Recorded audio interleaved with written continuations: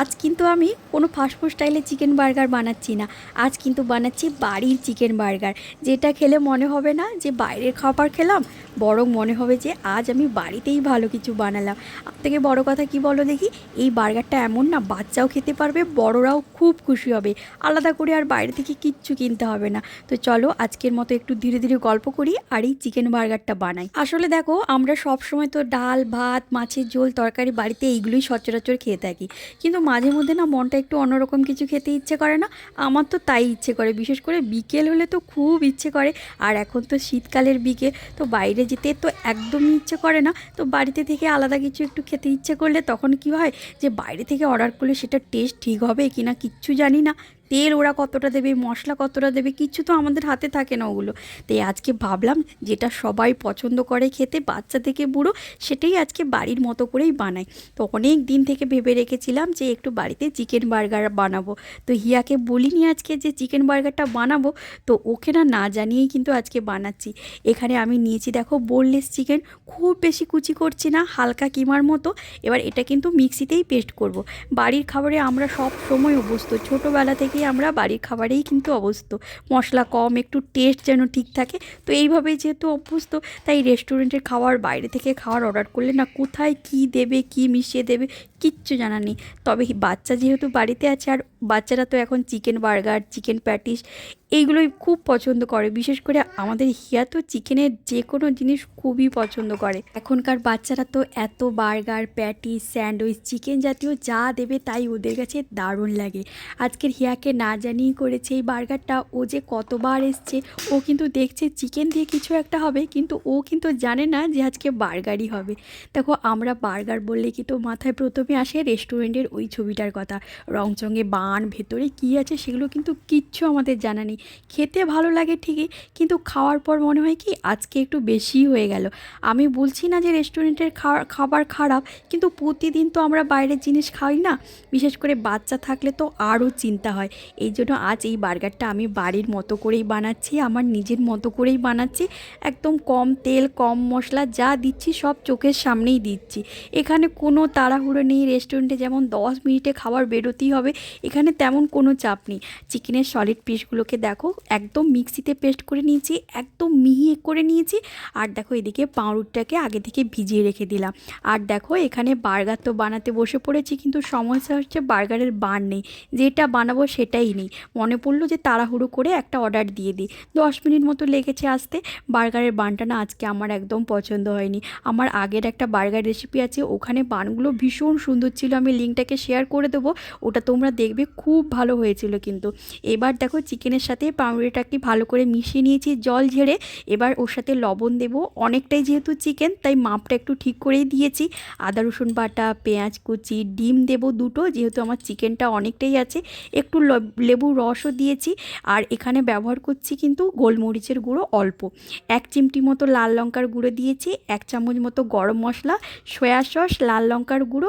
এবার এখানে কিন্তু কোনো গোপন রেস্টুরেন্ট মশলা নেই আমার। আমার রান্নাঘরে যা আছে তাই দিয়েই কিন্তু বানাচ্ছি। এখন সব কিছুকে ভালো করে হাত দিয়ে মিশিয়ে নেব। আর এই সময়টা একটু সময় দিয়ে হাত দিয়ে কিন্তু মেশালে চিকেনটা অনেক নরম হয়ে যাবে। এখন অনেকে ভাবে কি বার্গার প্যাটির জন্য অনেক কিছু লাগবে, কিন্তু না, ওইটা মাখাতে মাখাতে তোমাদের সাথে একটু গল্প করি। কারণ বাড়ির রান্না মানে যে শুধু চুপচাপ রান্না করা তা কিন্তু নয়, রান্নার ফাঁকে কথা বলা, এটাই তো বাড়ির ব্যাপার, তাই না? আজকাল আমাদের এমন হয়ে গেছে, মন করলেই ফোনটা তুলে রেস্টুরেন্টে অর্ডার করে দিই, খাবার চলে আসে। খাই ঠিকই, কিন্তু কোথাও গিয়ে একটা মনে হয় কি খেয়েছি কিন্তু তৃপ্তি পাইনি। বিশেষ করে বার্গার, পিৎজা এইসব তো বাচ্চারা খুবই খুশি হয়, আমরাও খাই, কিন্তু মনটা বলে কি এগুলো তো সবসময় খাওয়ার জিনিস নয়। তো এই জন্য আজ ভাবলাম কি বার্গারটা বাড়িতেই বানাই, যাতে আমি কি দিচ্ছি ভেতরে, কতটা তেল, কতটা মশলা, এখানে আমি কিন্তু কোনো শর্টকাট আজকে নিচ্ছি না। কারণ বাড়ির রান্নায় শর্টকাট মানেই টেস্ট কমে যাওয়া। আর একটা কথা বলি, বাড়িতে বানানো বার্গার খাওয়ার পরে না নিজেকে দোষী লাগে না, মনে হয় না যে আজকে বাজে কিছু খেলাম, বরং মনে হয় কি বলো দেখি, আজকে কিছু একটা বার্গারটা বানিয়েছি। এই বার্গারটা বানাতে বানাতে আমার বারবার মনে পড়ছে আগে আমরা কিভাবে বাইরের খাবার কত কম খেতাম। মাঝে মধ্যে মা নিজেই বলতো কি বাইরেরটা নয় ঘরেই বানিয়ে দেবো। আজ আমি সেই জায়গাতে দাঁড়িয়েছি। বাড়ির খাবার মানে সবসময় কঠিন কিছু হয় না, ইচ্ছে করলে বার্গারও কিন্তু ঘরোয়া হতে পারে। শুধু দরকার সময়, একটু মন আর নিজের লোকেদের কথা। শুকনো ব্রেড গাম্মু দিচ্ছি, ওটা দিয়েছি, আর হালকা চ্যাপটা করে প্যাটির মতো করে সব কিছুকে ভালো করে কিন্তু বানিয়ে নেব। বাড়ির রান্নার একটা আলাদাই শান্তি আছে, তোমরা আর যাই বলো না কেন। রেস্টুরেন্টের খাবার যখন বাড়িতে হয় বাড়ির গন্ধটা তখন অন্যরকম লাগে, তবে ফাস্টফুডের মতো লাগে না, তবে বাড়ির রান্নার গন্ধর মতোই কিন্তু লাগে। আর সবচেয়ে ভালো লাগে কি বলো দেখি, এই বার্গার বানাতে বানাতে মনে হয় কি আজকে আমি এমন একটা রেসিপি বানাচ্ছি আর বাড়ির সবাই মিলে ভালো করে একটা খাওয়ার আয়োজন করছি। বাড়ির খাবার মানে যে শুধু ডাল ভাত তা কিন্তু নয়, ইচ্ছে করলে বার্গারও কিন্তু হতে পারে, শুধু বানানোর ভাবটা বাড়ির মতো হলেই হলো। এখানে বার্গারের প্যাটিগুলো কিন্তু অনেকে ডিমে কোটিং করে, আমি কিন্তু তা করব না, জাস্ট ব্রেড গামে একবার কোট দিয়ে নেব। এই প্যাটিগুলো বানাতে বানাতে একটা জিনিস খুব বুঝতে পারছি, বাড়ির রান্নায় আসলে কোনো চাপ থাকে না। রেস্টুরেন্টে খাবারের তো একটা হিসেব থাকে, কতটা বড় হবে, কতটা ঝরঝরে হবে, দেখতে কেমন হবে। বাড়ির কিন্তু সেসব কিচ্ছু নেই, এখানে শুধু একটাই কথা, খেতে ভালো হয়েছে কিনা সেটাই হলো আসল কথা। এই জন্য আমি প্যাটিটা একদম পারফেক্ট গোল করার চেষ্টা করছি না, যেমন হচ্ছে ঠিক তেমনই থাক, কারণ বাড়ির খাবার দেখতে নয় খাওয়ারটাই হলো আসল। আর একটা কথা, বাড়িতে বানানো বার্গার খেলে কেউ এসে বলবে না এটার সাইজ ছোট, বরং আরেকটা আছে কিনা এই কথাটা সবাই বলবে। আজকের এই বার্গারটা হয়তো কোনো ক্যাফের মতো লাগছে না। এদিকে দেখো আমি আমার নিজের মতো করে গোল করার চেষ্টা করিনি, নিজের মতো করে প্যাটিগুলোকে বানিয়ে নিয়েছি। 4 পিস মতো বানিয়েছি বাড়ির খাওয়ারের জন্য। আর এদিকে দেখো 4টা মতো বানিয়ে 5 থেকে 6 মিনিট মতো একটু ফ্রিজে রেখে দিচ্ছি। এটা আমি জানি না, আমি আমার নিজের মতো করে ভেবেই করছি, 5 মিনিট মতো ফ্রিজে রাখছি যাতে একটু ফ্রাইটা ভালো হয়। আর এদিকে ততক্ষণে ফ্রাইং প্যানটাকে কিন্তু 5 মিনিট মতো গরম করে নেব, ততক্ষণে ওদিকে 5 মিনিট মতো ফ্রিজে থেকে যাবে। আর এই জায়গায় এসে আমার একটা কথা সব থেকে বেশি মনে পড়ছে কি, বাড়ির রান্না আসলে শুধু পেট ভরায় না, রেস্টুরেন্টের খাবার খেলে তো হাত ধোয়ার পরেই ব্যাপারটা শেষ হয়ে যায়, কিন্তু বাড়ির রান্না খাওয়ার পরেও কিন্তু কিছুটা হলেও থেকে যায়। আর এই বার্গারটা বানাতে বানাতে আমি বারবার থামছি, দেখছি ঠিক আছে কিনা, স্বাদটা কেমন হবে, কারণ বাড়ির রান্নায় কারোর জন্য বানানো থাকে না। আজকাল আমরা অনেক কিছুই তাড়াহুড়ো চাই, খাবারটা তো তার মধ্যে আগেই পড়ে, কিন্তু ধীরে বানালে কিন্তু খাবারের স্বাদ একদম আলাদা হয়। এই যে আমি বার্গারটা বানাচ্ছি এটা হয়তো 5 মিনিটে শেষ করা যেত, কিন্তু আমি সেটা চাই না, কারণ এই সময়টুকু আমার নিজেরই।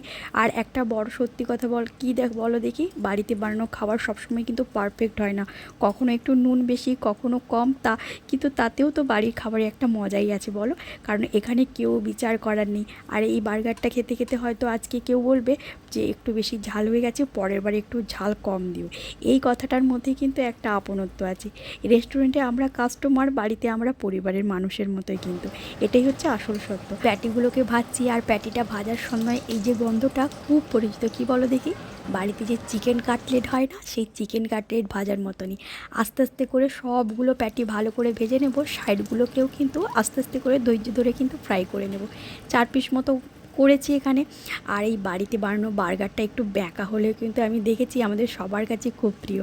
আর একটা জিনিস খুব লক্ষ্য করেছি, বাড়িতে বানানো খাবারে না কেউ খেতে বসে আগে কেউ ছবি তোলে না, আগে এক কামড় খায় তারপর কথা বলে, এটাই আসল খাবার। কিন্তু বার্গারটা যখন আমি প্লেটে ছবি তুলছিলাম, আমি কিন্তু এটা ভাবছিলাম না যে এটা ভাইরাল হবে কি না, আমি শুধু এটাই ভাবছি যে খেতে ভালো লাগবে তো। এই ভাবনাটাই কিন্তু বাড়ির রান্নাকে একটা আলাদা করে দেয়। তোমরা আর যাই বলো, সবসময় এটা ভাবে কি ঘরের বানানো খাবার মানেই কম স্পেশাল, কিন্তু এটা একদমই নয়, পুরো তার উল্টো। ঘরের বানানো খাবারে যে সব থেকে বেশি যত্ন থাকে এটা কিন্তু কেউ জানে না। আজকের এই চিকেন বার্গারটা হয়তো কোনো ক্যাফের নাম পাবে না তোমরা, কিন্তু এটা সব থেকে বেশি পাবে কি বলো দেখি, একটা টেবিলে সবাই বসে খাওয়া। আর আমার কাছে এটাই হচ্ছে সব থেকে বড় ব্যাপার। বাড়িতে বানানো খাবারের আসল দামটা কখন বোঝা যায় বলো দেখি, খাবার বানানোর পরেই। রেস্টুরেন্টের খাবার খেয়ে তো আমরা অনেক সময় বলি কি হ্যাঁ ভালো ছিল এই পর্যন্তই, কিন্তু বাড়ির খাওয়ার পরে একটু চুপ করে বসে থাকতে ইচ্ছে করে, মনে হয় যে হ্যাঁ আজকের খাবারটা বেশ ভালোই ছিল, কিন্তু কালকে এরকম করে একদিন বানাবে তো। আমি কিন্তু হিয়ার কাছ থেকে অনেকবার শুনতে পেয়েছি, ওর যেদিন ভালো হয় সেদিনও ও খুব বলে বারবার ধরে যে মা কালকে ঠিক আমাকে ওইরকমভাবে বানিয়ে দেবে। দেখো ওদিকে প্যাটিগুলো সব ভাজা হয়ে গেছে। আর এই টমেটোটা না অর্ডার দিয়েছিলাম, আমার কাছে ছিল টমেটো, তবে ওটা কাঁচা ছিল। এই 3টে টমেটো নিয়েছে 16 টাকায়, 300 গ্রাম মতো আছে। টমেটোর বীজগুলোকে কিন্তু বের করে দেবো। আর এদিকে দেখো পেঁয়াজ পেঁয়াজকে আর টমেটোগুলোকে রিং পিস করে কেটে নিয়েছি। আর এটা দেখো লেটুস পাতা, কি সুন্দর দেখতে, কি সুন্দর। এটা ছোট ছোট পাতাগুলোকে নিয়েছি, নরম নরম যেগুলো সেগুলো নিয়েছি। এখন আসি বানের কথায়। আমি বানটা হালকা করে সেঁকে নিচ্ছি। বাইরে যেমন বেশি বাটার দেয়, আমি কিন্তু তেমন করছি না, শুধু সামান্য বাটার দিচ্ছি যাতে নরম থাকে। ঘরোয়া সস বানিয়ে নেবো এদিকে। তো বাইরের সস কিনলেও হয়, আজ কিন্তু আমি একদম সিম্পলভাবে সস বানাচ্ছি। মেয়োনিজ নিয়েছি, টমেটো কেচাপ, লেবুর রস, একটু গোলমরিচ দেওয়া যেতে পারে, কিন্তু আমি দেবো না, যেহেতু হিয়া খাবে, ওর ঝাল লাগবে, তাই আমি দেবো না। এখন এই সময়টা এসে তাড়াহুড়ো করার একদম দরকার নেই, রান্না তো সবই হয়ে গেছে। এখন হচ্ছে শুধু সাজানোর গল্প। আর আমি বার্গারটা খুব সুন্দর করে একদম পারফেক্ট করতে চাই না, কারণ এটা কোনো রেস্টুরেন্টের প্লেট নয়, এটা আমাদের বাড়ির টেবিল। বানটাকে নিচে রাখবো, তারপরে প্যাটিরা দেবো। আর এই সময়টা আমি ভাবি কি যেমন আছে ঠিক তেমনই থাক, পেঁয়াজ, টমেটো, মেয়োনিজ, তারপর চিজ যা আছে তাই যেরকম মনের মতো করে সাজিয়ে দিচ্ছি। কম বেশি হলেও কোনো সমস্যা নেই, কারণ বাড়িতে এসে কেউ আবার বলবে না যে এটা ঠিক জায়গায় নেই। বাড়ির সবাই শুধু বলবে খাও, দাও দেখি তো খাই। এই সময়টা বার্গারটা হাতে দিয়ে ধরতে সব থেকে ভালো লাগে। খুব যত্ন করে বাড়ির খাওয়ার যে কোনো জিনিস কিন্তু যত্ন করেই সাজানো হয়, এটাই হচ্ছে বাড়ির সব থেকে আসল ব্যাপার। এরপরে উপরের পানটাকে রাখছি। এই মুহূর্তটা মনে হয় কি রান্নাটা আসলে শেষ হয়ে গেছে, এখন তো শুধু খাওয়ার বাকি। আমি অনেক সময় দেখেছি কি রেস্টুরেন্টে খাওয়ার এলে সবাই আগে মোবাইল বের করে, বাড়িতে কিন্তু তার পুরো উল্টো, আগে কামড় দেওয়া হয় তারপর কথা। এই বার্গারটা বানাতে বানাতে আমার মনে হচ্ছে আমি কোনো কন্টেন্ট বানাচ্ছি না, মনে হচ্ছে কি আজ আমি বাড়িতে একটু আলাদা কিছুই বানাচ্ছি। আর এটাই আমি চাই। এখন তো সময় শেষ, আর প্রমাণ করার কিচ্ছু নেই, কারণ দেখো বাড়িতে রান্নার সব কিছু শেষে কিন্তু একটা শান্তি লাগে। আমি বার্গারটা সাজাচ্ছি, মাথায় কিন্তু কোনো হিসেব নেই, শুধু এটাই দেখছি যে খেতে ভালো লাগবে। তো এই বার্গারটা বাইরে খেলে হয়তো অনেকটা চকচকে হতো, কিন্তু তখন হয়তো এই শান্তিটা আসতো না। বাড়িতে বানানো খাবারের সব থেকে ভালো জিনিস কী বলো তো, এখানে কোনো তাড়া দেয় না। খেতে খেতে বসতে বসতে কেউ বলবে না যে তাড়াতাড়ি উঠে পড়ুন, শেষ হয়ে গেছে। এটা আমার, এটা পিকো, এটা পরি দিদি, আর এটা হলো মালালি দিদি। আজকের এই বার্গারটা খেয়ে মুখে তো তেল জমে থাকবে না, খেয়ে মনে হবে কি বাড়িতে বানানো খাবারই খেয়েছি। এটাই ছিল আজকের আমার, এটাই উদ্দেশ্য। আর তোমাদের যদি এরকম ঘরোয়া সহজ বাড়ির রান্না দেখতে ভালো লাগে, তাহলে কিন্তু ভিডিওটাতে অবশ্যই লাইক করবে। আর কমেন্টে কিন্তু আমাকে জানাবে তোমরা বার্গার কীরকমভাবে বানাও। আমি জানি তোমরা আমার থেকে অনেক ভালো বার্গার বানাতে পারো, আর তোমরা কীরকম বার্গার বানাও সেটা কিন্তু অবশ্যই আমাকে কমেন্টে জানাবে। আমি কিন্তু তোমাদের সব কমেন্ট পড়ি। আর যদি ভালো লাগে তাহলে কিন্তু অবশ্যই চ্যানেলটাকে সাবস্ক্রাইব করে রাখবে, কারণ এখানে রেস্টুরেন্টের স্টাইল নয়, এখানে কিন্তু সমস্ত বাড়ির রান্নাই তৈরি করি আমি। আজকের জন্য এটাই, আবার কিন্তু দেখা হবে আরেকটা ঘরোয়া রান্না নিয়ে। ততক্ষণে কিন্তু তোমরা আমার আর হিয়ার খাওয়ার যে মুহূর্তগুলো সেগুলোকে কিন্তু এনজয় করতে থাকো। আমি নেব, কি বসে বসে টিভি দেখবো আর আমি খাবো। এটা নেব, এটা নিই। হ্যাঁ, তুলতে পারছি না।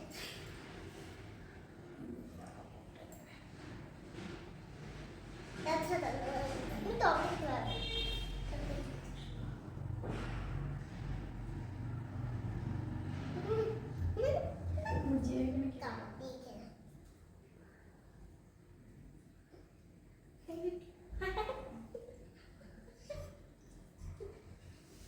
আমরা সবাই মিলে খাবো, আমার খরিদারকে আমি দেবো, সবাইকে দেবো, আমার বন্ধুকে দেবো, আর আমার মা বাবাকে দেবো, আর কাউকে নয়।